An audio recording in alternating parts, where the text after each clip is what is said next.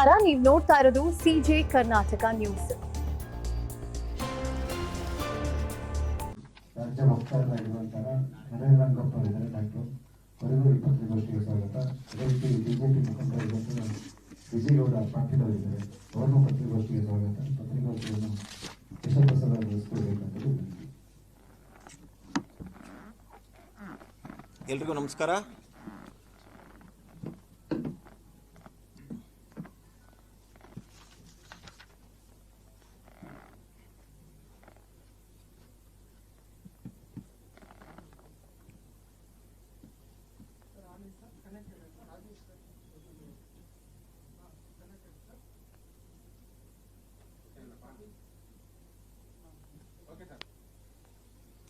ಎಲ್ರಿಗೂ ನಮಸ್ಕಾರ. ವಿಜಾಪುರದಲ್ಲಿ ಒಂದು ಸರ್ಕಾರಿ ವೈದ್ಯಕೀಯ ಕಾಲೇಜನ್ನು ಪ್ರಾರಂಭ ಮಾಡಬೇಕು ಅನ್ನೋಂಥ ನಿಟ್ಟಿನಲ್ಲಿ ಒಂದು ಹೋರಾಟ 100 ದಿನಗಳಿಗಿಂತ ಹೆಚ್ಚು ನಡೀತಾ ಇದೆ. ಹೋರಾಟದಲ್ಲಿ ಜಿಲ್ಲೆಯಾದ್ಯಂತ ಜನ ಭಾಗವಹಿಸಿದ್ದಾರೆ, ಎಲ್ಲ ಸ್ತರದ ಜನ ಭಾಗವಹಿಸಿದ್ದಾರೆ. ಅಂದರೆ ಅದರಲ್ಲಿ ಯಾರೂ ಕೂಡ ಇಂಥ ವರ್ಗದವರು ಅನ್ನುವಂಥದ್ದಿಲ್ಲ. ಎಲ್ಲ ವರ್ಗದ ಜನ ಆ ಹೋರಾಟವನ್ನು ನಮ್ಮದು ಅಂತ ತಗೊಂಡಿದ್ದಾರೆ. ಮತ್ತು ಆ ಹೋರಾಟಕ್ಕೆ ಬೆಂಬಲ ಜಿಲ್ಲೆಯಾದ್ಯಂತ ಪ್ರಕಟ ಆಗಿದೆ.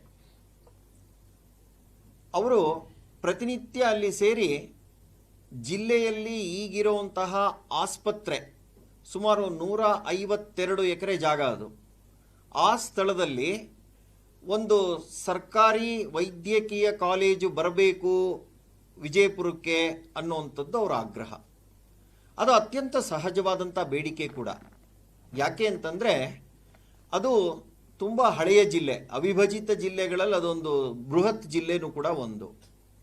ಅಂತಹ ಒಂದು ಜಿಲ್ಲೆಯಲ್ಲಿ ಸುಸಜ್ಜಿತವಾದಂತಹ ಆಸ್ಪತ್ರೆ ಈಗಾಗಲೇ ನಡೀತಾ ಇದೆ ಅಂತ ಅಂದಾಗ ಅದಕ್ಕೆ ಪೂರಕವಾದ ಸಂಗತಿಯಾಗಿ ಒಂದು ಸರ್ಕಾರಿ ವೈದ್ಯಕೀಯ ಕಾಲೇಜು ಬರಬೇಕು ಅನ್ನುವಂಥದ್ದು ಸಹಜವಾದ ಬಯಕೆ. ಇದನ್ನು ಎಲ್ಲ ರಾಜಕೀಯ ಪಕ್ಷಗಳು ಬೆಂಬಲಿಸಿವೆ, ಪಕ್ಷಾತೀತವಾದಂಥ ಬೆಂಬಲ ವ್ಯಕ್ತವಾಗಿದೆ.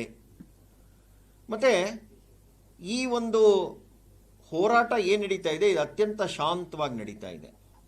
ಪ್ರತಿನಿತ್ಯ ಅಂಬೇಡ್ಕರ್ ವೃತ್ತದಲ್ಲಿ ಜನ ಸೇರ್ತಾರೆ, ಆಗ್ರಹಿಸ್ತಾರೆ, ತಮ್ಮ ಬೇಡಿಕೆಗಳನ್ನು ಸರ್ಕಾರ ಈಡೇರಿಸಬೇಕು ಅನ್ನುವಂಥ ನಿಟ್ಟಿನಲ್ಲಿ ಆ ಜಿಲ್ಲೆಯ ಉಸ್ತುವಾರಿ ಮಂತ್ರಿಗಳಾದಂತಹ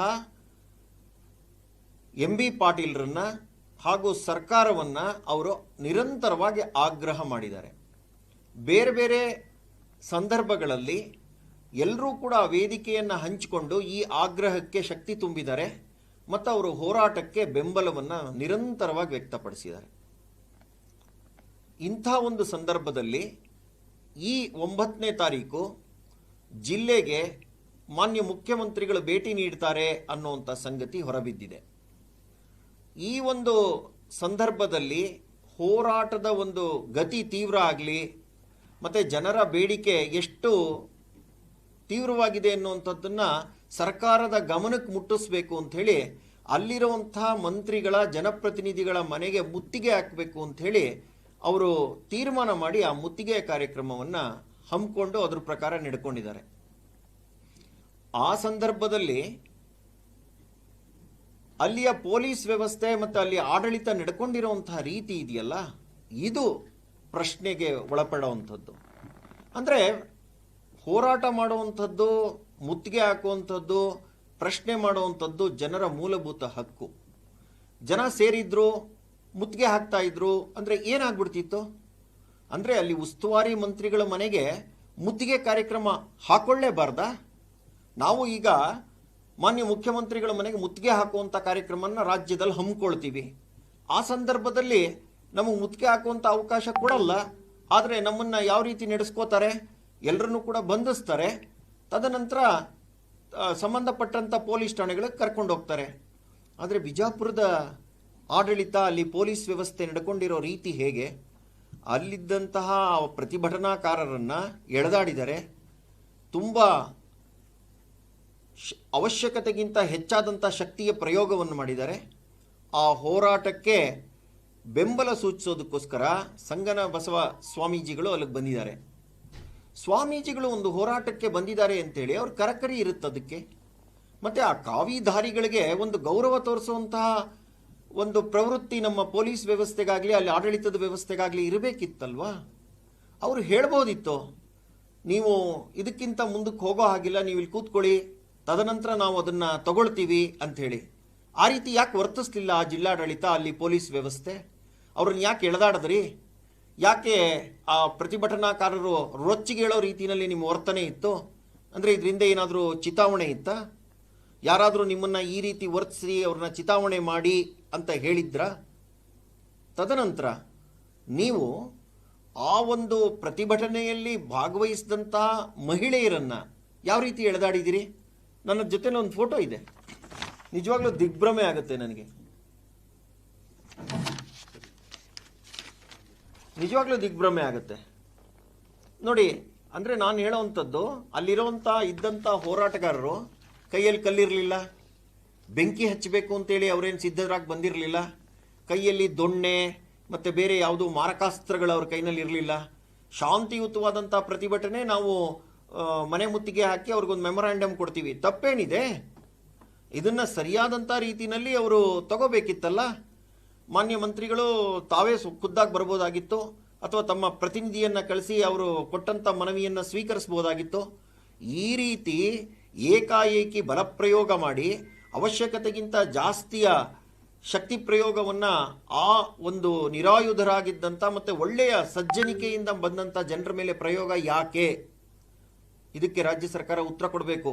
ಅಲ್ಲಿರುವಂತಹ ಉಸ್ತುವಾರಿ ಮಂತ್ರಿಗಳು ಇದಕ್ಕೆ ಉತ್ತರ ಕೊಡುವಂಥ ಅವಶ್ಯಕತೆ ಇದೆ. ಮತ್ತು PPP ಮಾಡೆಲ್ನಲ್ಲಿ ಈ ಒಂದು ಆಸ್ಪತ್ರೆಯನ್ನು ತರ್ತೀವಿ ಅನ್ನುವಂತಹ ನಿರ್ಣಯವನ್ನು ಬದಲಿಸ್ತೀವಿ ಅನ್ನುವಂಥದ್ದನ್ನು ಬಾರಿಗೆ ಪುನರುಚ್ಚರಿಸಿದ್ದಾರೆ ಅಲ್ಲಿರುವಂಥ ಉಸ್ತುವಾರಿ ಮಂತ್ರಿಗಳು.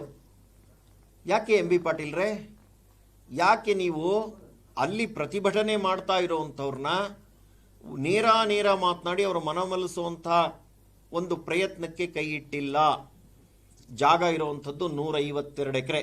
ಒಂದು PPP ಮಾಡೆಲ್ ಮೇಲೆ ಅದು ನಡೆಯುತ್ತೆ ಅಂತ ಅಂದಾಗ ಜನಕ್ಕೆ ಭಯ ಇರುತ್ತೆ. ಆ 152 ಎಕರೆ ಜಾಗ ಏನಾಗುತ್ತೆ ಅನ್ನುವಂಥ ಪ್ರಶ್ನೆ ಇರುತ್ತೆ.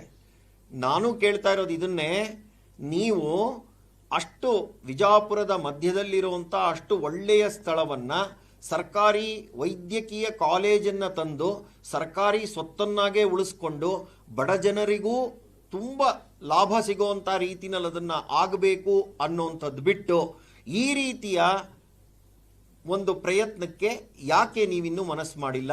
ಬಾಯಿನಲ್ಲಿ ಉಚ್ಚರಿಸ್ತಾ ಇದ್ದೀರಿ, ನಾನು ಅದನ್ನು ಸರ್ಕಾರಿ ಕಾಲೇಜನ್ನು ಮಾಡಬೇಕು ಅಂತ ಇದ್ದೀನಿ ಅಂತಾದರೆ, ಆದರೆ ನಿಮ್ಮ ನಡವಳಿಕೆ, ನಿಮ್ಮ ನಡೆನುಡಿ, ನೀವು ಮಾಡ್ತಾ ಇರೋವಂಥ ಆಗ್ರಹ ಅದಕ್ಕೆ ಪೂರಕವಾಗಿ ಯಾಕಿಲ್ಲ? ನೀವು ಸರ್ಕಾರದ ಮೇಲೆ ಒತ್ತಡವನ್ನು ಯಾಕೆ ತರ್ತಾ ಇಲ್ಲ? ಇದನ್ನೇ ನಾನು ಕೇಳುವಂಥದ್ದು. ನಾನು ಪ್ರಶ್ನೆ ಮಾಡಿದಂಥ ಸಂದರ್ಭದಲ್ಲಿ ಅದು ನಮ್ಮ ಕಾಲದ ನಿರ್ಣಯ ಅಲ್ಲ ಅಂದ್ರಿ. ಹಾಗಾದರೆ ನ್ಯೂ ಎಜುಕೇಷನ್ ಪಾಲಿಸಿಯನ್ನು ನಾವು ತಂದಿದ್ವಿ, ನೀವು ಬಂದ ನಂತರ ಆ ಎಜುಕೇಷನ್ ಪಾಲಿಸಿಯನ್ನು ಬದಲಾಯಿಸಿ ಸ್ಟೇಟ್ ಎಜುಕೇಷನ್ ಪಾಲಿಸಿಯನ್ನು ತರಲಿಲ್ವ ನೀವು? ಅದು ಬದಲಾವಣೆ ಅಲ್ವಾ? ಹಾಗೇನೆ ಇಲ್ಲಿ ದೇವನಹಳ್ಳಿ ಹತ್ರ ರೈತರು ನಮ್ಮ ಜಮೀನನ್ನು ತಗೋಬಾರ್ದು ಅಂತ ಆಗ್ರಹ ಮಾಡಿದಾಗ 106 ದಿನ ಅದು ಚಳುವಳಿ ನಡೆದಿತ್ತು ಅನ್ನುವಂಥ ಕಾರಣಕ್ಕೆ ಮುಖ್ಯಮಂತ್ರಿಗಳ ಮನಸ್ಸನ್ನು ಒಲಿಸಿ ಅವರೆಲ್ಲರನ್ನೂ ಕೂಡ ನಾವು ಮಾಡಲ್ಲ, ನಿಮಗೆ ಬಿಟ್ಕೊಡ್ತೀವಿ ಜಾಗನ ಅಂತ ಹೇಳಲಿಲ್ವ ನೀವು? ಹಾಗೇನೆ ತಾನೇ ಇದನ್ನು ಬಿಜಾಪುರದಲ್ಲಿ ನಡೀತಾ ಇರುವಂಥ ಈ ಚಳುವಳಿ ಒಂದು ಸಾರ್ವಜನಿಕವಾದಂಥ ಆಸ್ಪತ್ರೆಯನ್ನು ಸರ್ಕಾರಿ ವಲಯದಲ್ಲೇನೆ ಉಳಿಸ್ಕೋಬೇಕು ಮತ್ತು ಹೊಸ ಮೆಡಿಕಲ್ ಕಾಲೇಜು ಸರ್ಕಾರದ್ದೇ ಬರಬೇಕು ಅನ್ನುವಂಥ ಆಗ್ರಹದಲ್ಲಿ ತಪ್ಪೇನಿದೆ ಜನದ್ದು?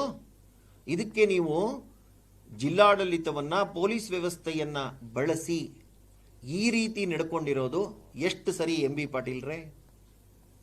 ಸರ್ಕಾರಕ್ಕೆ 9ನೇ ತಾರೀಕು ಮಾನ್ಯ ಮುಖ್ಯಮಂತ್ರಿಗಳು ಬರ್ತಾರೆ ಅಲ್ಲಿಗೆ ಜಿಲ್ಲೆಗೆ ಅಂತ ಅಂದಾಗ ಹೋರಾಟಗಾರರು ಬೇರೆ ಬೇರೆ ಕಾರಣದಿಂದ ರೊಚ್ಚಿಗೇಳುವಂಥದ್ದು ಸಹಜ. ಆದರೆ ಅವ್ರನ್ನ ಶಾಂತ ರೀತಿಯಲ್ಲಿ ನಡೆಸ್ಕೊಳ್ಳುವಂಥದ್ದು ಒಬ್ಬ ಜನಪ್ರತಿನಿಧಿಯಾಗಿ, ಆ ಜಿಲ್ಲೆಯ ಉಸ್ತುವಾರಿ ಮಂತ್ರಿಯಾಗಿ ನಿಮ್ಮ ಆದ್ಯ ಕರ್ತವ್ಯ. ನಿಮ್ಮ ಕರ್ತವ್ಯದಲ್ಲಿ ನೀವು ವಿಫಲರಾಗಿದ್ದೇಕೆ? ಮತ್ತು ನೀವು ಈ ಒಂದು ಕೆಲಸವನ್ನು ಆದ್ಯತೆಯ ಮೇರೆಗೆ ಮಾಡ್ತಾ ಇದ್ದೀರಿ ಅಂಥೇಳಿ ವಿಜಾಪುರದ ಜನಕ್ಕೆ ಅನ್ನಿಸ್ತಾ ಇಲ್ಲ ಯಾಕೆ? ನಿಮ್ಮ ನಡೆ ಮತ್ತು ನುಡಿಯಲ್ಲಿ ವ್ಯತ್ಯಾಸಗಳಿದೆ ಏಕೆ? ಮತ್ತು ನೀವು ಇದನ್ನು ಆಗಲೇಬೇಕು ಅನ್ನುವಂಥ ಆಗ್ರಹಪೂರ್ವಕವಾದಂಥ ಕೆಲಸಗಳನ್ನು ನಾನು ಇಂತಿಂಥದ್ದು ಮಾಡಿದ್ದೀನಿ ಅಂತ ಜನರ ಮುಂದೆ ಯಾಕೆ ನೀವು ಇಡ್ತಾ ಇಲ್ಲ? ಪ್ರತಿ ಬಾರಿನೂ ಖರ್ಚು ವೆಚ್ಚದ ಬಗ್ಗೆ ಮಾತನಾಡ್ತಾ ಇದ್ದೀರಿ. ಒಂದು ಸುಭದ್ರವಾದಂತಹ ವ್ಯವಸ್ಥೆಯನ್ನು ತರಬೇಕು ಅಂತ ಅಂದಾಗ, ಒಂದು ಜಿಲ್ಲಾ ಕೇಂದ್ರದಲ್ಲಿ ಸುಸಜ್ಜಿತವಾದಂತಹ ಮೆಡಿಕಲ್ ಕಾಲೇಜನ್ನು ಸ್ಥಾಪನೆ ಮಾಡಬೇಕು ಅಂತ ಅಂದಾಗ 100 ಕೋಟಿ ಖರ್ಚಾಗೋದು ನಿಜ. ನಿಮ್ಮ ವರದಿಯಂತೆಯೇ 610 ಕೋಟಿಗಳು ಖರ್ಚಾಗುತ್ತೆ ಅಂತ ನೀವು ಹೇಳ್ತಾ ಇದ್ದೀರಿ. ಸರ್ಕಾರಕ್ಕೆ ದೊಡ್ಡ ಹೊರೆ ಏನ್ರಿ ಇದು? 610 ಕೋಟಿ ಖರ್ಚು ಮಾಡಬೇಕು. ಯಾಕೆ ಅಂತಂದರೆ ಅಷ್ಟು ಬಡ ಜನರಿರುವಂತಹ, ಅತ್ಯಂತ ಬಡತನದಿಂದ ರೇಖೆಗಿಂತ ಕಡಿಮೆ ಇರುವಂಥವರ ಸಂಖ್ಯೆ ಅಧಿಕವಾಗಿರುವಂಥದ್ದು ಕಡೆ ಆರೋಗ್ಯಕ್ಕೆ ಆದ್ಯತೆ ಹೆಚ್ಚಿರಬೇಕು. ಇಂಥ ಒಂದು ಸಂದರ್ಭದಲ್ಲಿ ನೀವು ಮೇಲ್ಮಟ್ಟದ ಒಂದು ಮೇಲ್ಪಂಕ್ತಿಯನ್ನು ಹಾಕ್ಕೊಡ್ಬೇಕು ಅನ್ನೋವಂಥದ್ದು ನನ್ನ ಸಹಜವಾದ ನಂಬಿಕೆ ಆಗಿತ್ತು. ಆದರೆ ನೀವು ಇದನ್ನೆಲ್ಲ ಹುಸಿ ಮಾಡಿದಿರಿ. ಎಂ ಬಿ ಪಾಟೀಲ್ರೇ, ಈಗಲೂ ಕಾಲ ಮಿಂಚಿಲ್ಲ. ನೀವು ಅಲ್ಲಿಯ ಹೋರಾಟಗಾರರನ್ನು ನಡೆಸ್ಕೊಂಡಿರುವಂಥ ರೀತಿ ನೇರ ಹೊಣೆ ನೀವೇ. ಮತ್ತು ಆ ಸ್ವಾಮೀಜಿಗಳನ್ನು ಎಳೆದಾಡಿ ನಡೆಸ್ಕೊಂಡಿರುವಂಥ ರೀತಿ ಇದೆಯಲ್ಲ, ಇಡೀ ಕರ್ನಾಟಕದಾದ್ಯಂತ ಜನ ಆಕ್ರೋಶಗೊಂಡಿದ್ದಾರೆ. ಅಂದರೆ ಈ ಸರ್ಕಾರ ಕಾಲಕಾಲಕ್ಕೆ ಸ್ವಾಮೀಜಿಗಳನ್ನು ನಡೆಸ್ಕೊಳ್ತಾ ಇರುವಂಥ ರೀತಿ ಸರಿ ಇಲ್ಲ. ನಿಮ್ಮ ಟ್ರ್ಯಾಕ್ ರೆಕಾರ್ಡ್ ಅದನ್ನು ತೋರಿಸ್ತಾ ಇದೆ. ಹಾಗಾಗಿ ಇದನ್ನು ಸರಿಪಡಿಸ್ಕೊಳ್ಳುವಂಥ ಅವಶ್ಯಕತೆ ಇದೆ. ಮತ್ತು ಅಂಬೇಡ್ಕರ್ ವೃತ್ತದಲ್ಲಿ ಅವರು ಟೆಂಟ್ ಹಾಕೊಂಡು ಕೂತ್ಕೊಂಡಿದ್ದಾರೆ ಅಂತ ಅಂದರೆ ರಾತ್ರೋರಾತ್ರಿ ಅದನ್ನು ಕಿತ್ತೆಸೆಯುವಂಥ ಅವಶ್ಯಕತೆ ಏನಿತ್ತು? ದೆಹಲಿನಲ್ಲಿ ರೈತರು ಕೇಂದ್ರ ಸರ್ಕಾರ ತಂದಂಥ ಕಾನೂನನ್ನು ವಿರೋಧಿಸಿ ವರ್ಷಾನ್ಗಟ್ಲೆ ಕೂತಿದ್ರು. ಆದರೆ ಅದನ್ನು ಅಷ್ಟೇ ಶಾಂತಿಯುತವಾಗಿ ನಡೆಯುವಂಥ ವ್ಯವಸ್ಥೆ ಮಾಡಿಕೊಡ್ಲಾಗಿತ್ತು. ಎಲ್ಲ ರೀತಿಯ ವ್ಯವಸ್ಥೆಯನ್ನು ಕೋರ್ಟಿನ ಮೂಲಕ ತೀರ್ಮಾನ ಆಗಿ ಆ ಕಾನೂನನ್ನು ವಾಪಸ್ ತೆಗೆದ ನಂತರ ತೆರವುಗೊಳಿಸಲಾಯಿತು. ಯಾಕೆ ನಿಮ್ಗೆ ಅಷ್ಟು ಸಮಾಧಾನ ಇಲ್ವೇ? 100 ದಿನ ತುಂಬ ದೊಡ್ಡ ದಿನನಾ? ಅಂದರೆ 100 ದಿನಕ್ಕೆ ನಿಮ್ಮ ಸಂಯಮವನ್ನು, ನಿಮ್ಮ ತಾಳ್ಮೆಯನ್ನು ನೀವು ಕಳ್ಕೊಂಡ್ಬಿಡೋದಾ? ತುಂಬ ದೊಡ್ಡ ದೊಡ್ಡ ಪ್ರಾಜೆಕ್ಟನ್ನು ತರಬೇಕು ಅಂತೇಳಿ 1000 ಎಕರೆ ಜಮೀನನ್ನು ನೀವು ಸರ್ಕಾರದ ಒಂದು ಸುತ್ತೋಲೆಯನ್ನು ಹೊರಡಿಸಿ ಅದನ್ನು ಅಕ್ವೈರ್ ಮಾಡ್ತೀರಿ. ಆದರೆ 152 ಎಕರೆ ಜಾಗ ಪ್ರೈಮ್ ಜಾಗದಲ್ಲಿದೆ ಅಂತ ಅಂದಾಗ ಸರ್ಕಾರಿ ವೈದ್ಯಕೀಯ ಕಾಲೇಜೇ ಆಗಬೇಕು ಅನ್ನುವಂಥದ್ರಲ್ಲಿ ದೃಢ ನಿಶ್ಚಯ ಏಕಿಲ್ಲ? ಇದು ಅಲ್ಲಿಯ ಜನತೆಯ ಪ್ರಶ್ನೆ. ಇದನ್ನು ಮಾಧ್ಯಮಗಳ ಮೂಲಕ ನಾನು ನಿಮ್ಮ ಮುಂದೆ ಇಡ್ತಾ ಇದ್ದೀನಿ. ಮತ್ತು 9ನೇ ತಾರೀಕು ಮುಖ್ಯಮಂತ್ರಿಗಳೇನು ಬರ್ತಾರೋ ಅವತ್ತೊಂದು ಘೋಷಣೆ ಮಾಡಿಸಿ ಅವ್ರ ಕೈನಲ್ಲಿ. ಸರ್ಕಾರಿ ವೈದ್ಯಕೀಯ ಕಾಲೇಜು ಇಲ್ಲಿ ಖಂಡಿತ ಬರುತ್ತೆ. ಇನ್ನು 1 ವರ್ಷದ ಕಾಲಾವಧಿಯೊಳಗಡೆ ಕಾಲೇಜನ್ನು ಕಟ್ಟಿ ನಿಲ್ಲಿಸ್ತೀವಿ. ಅದಕ್ಕೆ 610 ಕೋಟಿಯನ್ನು ನಾವು ಸ್ಯಾಂಕ್ಷನ್ ಮಾಡ್ತೀನಿ ಅಂಥೇಳಿ ಮುಖ್ಯಮಂತ್ರಿಗಳ ಮೇಲೆ ಒತ್ತಡ ಹಾಕಿ. ನೀವು ಮುಖ್ಯಮಂತ್ರಿಗಳಿಗೆ ಪ್ರಮಾಪ್ತರು. ನೀವು ಹೇಳಿದ್ರೆ ಅವ್ರು ಖಂಡಿತವಾಗ್ಲೂ ಕೇಳ್ತಾರೆ. ಜನತೆಯ ಹಿತದೃಷ್ಟಿ ಮುಖ್ಯ ನಿಮಗೆ. ಹಾಗಾಗಿ ಜನತೆ ನಿಮ್ಮನ್ನು ಆರಿಸಿ ಕಳಿಸಿರುವಂಥದ್ದು. ನಿರಂತರವಾಗಿ ನೀವು ಆ ಜವಾಬ್ದಾರಿಯಲ್ಲಿ ಕೂತಿದ್ದೀರಿ ಅಂದರೆ ಅವರು ಓಟಿನ ಬಲದ ಮೇಲೆ ಕೂತಿದ್ದೀರಿ.